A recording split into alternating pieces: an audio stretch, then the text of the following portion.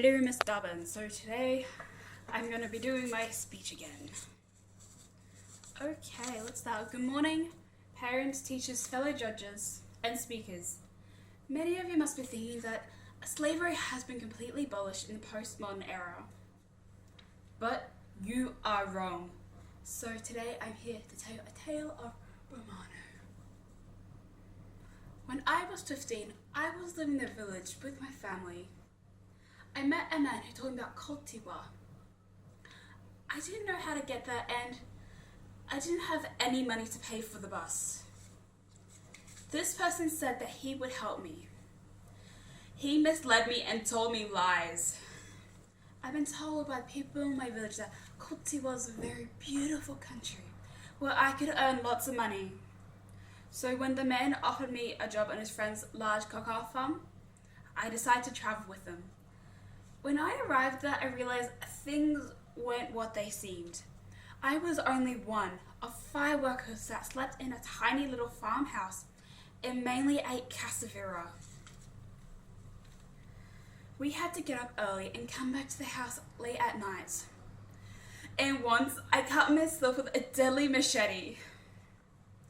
I did not receive any contact with anyone else. When I came back to Burkina Faso, I came back alone, by bus. The fare was $90. I had only $20 when I got back to my village. I did not have a job, and I did not go to school. I would advise everyone to stay in this country and avoid departing on such an adventure. I would never go there again because my experience was that I came back with almost nothing. I had been deceived. I told myself that going to Kultiwa would make me really rich, but the reality was something different. We worked like animals. We were exploited. This is a classic tale of child slavery that still exists in the world today.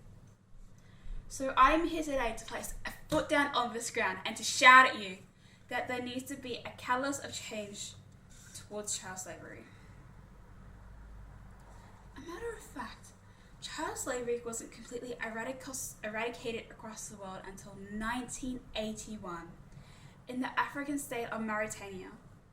Even today's society, illegal child slavery still exists in all corners around the world, but these specific countries have the highest percentage of child slavery.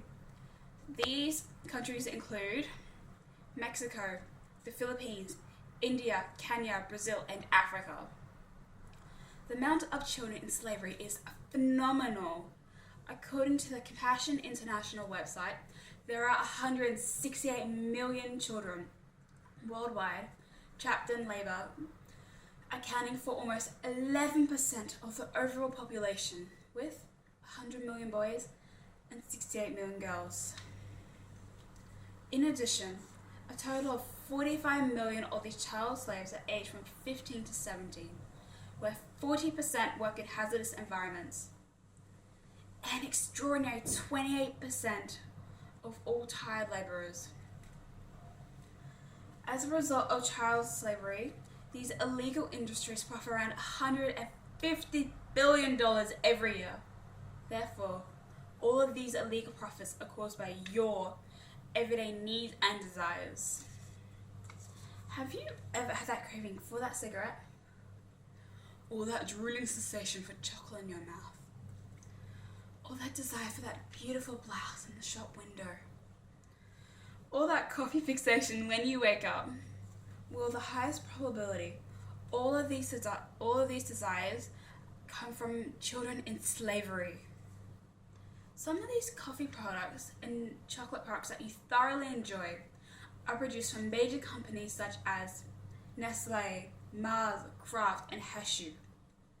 Furthermore, all the shirts that you could be wearing could be produced from these children in factories. According to the National Labour Committee, there was an estimated 200 children that were sewing clothes by hand for companies such as Ali Fashion, Valley Girl, and JJ's at the richest Harbour factory in Bangladesh.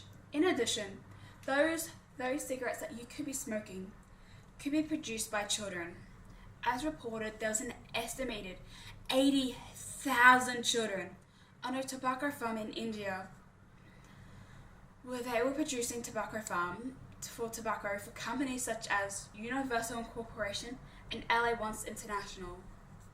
Therefore, there needs to be a catalyst of change towards your everyday needs and desires, as they may be produced by these poor and innocent children working in horrendous conditions. Many of these children work in hazardous conditions, work insanely long hours, and often suffer physical and emotional abuse. In the Romano story, it shows that many of these children who work in the cocoa farms have to work from early in the morning till late at night. This young man used to work in the cocoa farm. These children work in extremely dangerous conditions. They had to climb up cocoa trees to gut down bean poles with a deadly machete. As a result, leaving these children with large and horrendous scars all over their bodies. From these lethal weapons, these children are exposed to harmful agricultural chemicals without wearing any protective clothing, which can cause fatal side effects as respiratory disorders and cancer. These children were treated awfully. If a child were carrying their heavy beanbags too slowly, they would be beaten with whips. Therefore, many of these children are deprived of the basic educational needs because of child slavery.